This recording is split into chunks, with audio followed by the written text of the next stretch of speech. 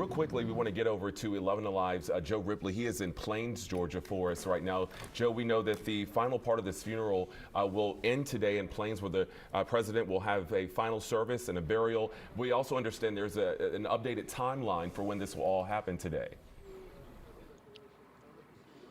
That's right, Jonathan. Good afternoon to you and to all of you watching here on 11 Alive. We are standing outside Maranatha Baptist Church. Very fitting that the final leg of the state funeral here of President Jimmy Carter is at the church that he called home for over 4 decades. We expect a very intimate atmosphere and setting here inside Maranatha, and we've already seen a few dozen, maybe even a couple of hundred guests arrive early for this funeral. You mentioned the updated timeline for that. By the way, we are still waiting for Special Air Mission 39 to touch down there at Lawson Army Airfield over at Fort Moore in Columbus. It's then an hour-long drive here to Maranatha Baptist Church. We understand that there will be a lot of circumstance, pomp, and ceremony there before President Carter eventually makes his way here to Maranatha Baptist Church. There will be another ceremony and a scheduled flyover. 21 F-18 fighter jets will be doing a flyover here in Plains to mark and commemorate President Carter's service in the Navy as well as Commander-in-Chief. So Maranatha Baptist Church, President Carter, the two intricately tied together. 1977, that is the year that Maranatha held its first service here.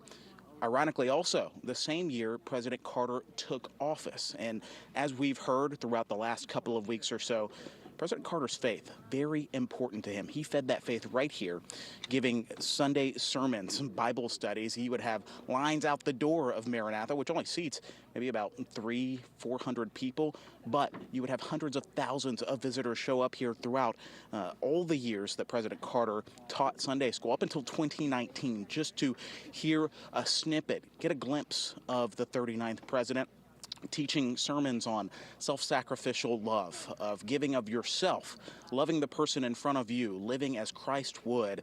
That meant the world to Jimmy Carter. It formed and shaped his worldview and how he lived his life. And of course, he couldn't just bottle that up, right? He had to share that with the world. And we expect to hear more of the wonderful, not just achievements, but the way he touched family and friends. The guests inside here at Maranatha for this final funeral service for President Carter will include family. They will include close friends and church members who have known the Carters for many, many years now. You mentioned the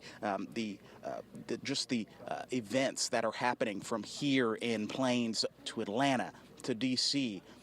The country and the world saw President Carter, respected him, and President Carter would tell you himself that he'd rather be respected than liked. And so we will hear a lot about how he touched the lives of those who knew him closely and knew him best. After the church here, President Carter will have a motorcade take him throughout downtown Plains and ultimately to his final resting place, Carter residence, where he will finally be reunited with whom he calls his equal partner. That would be his wife, Rosalind Carter.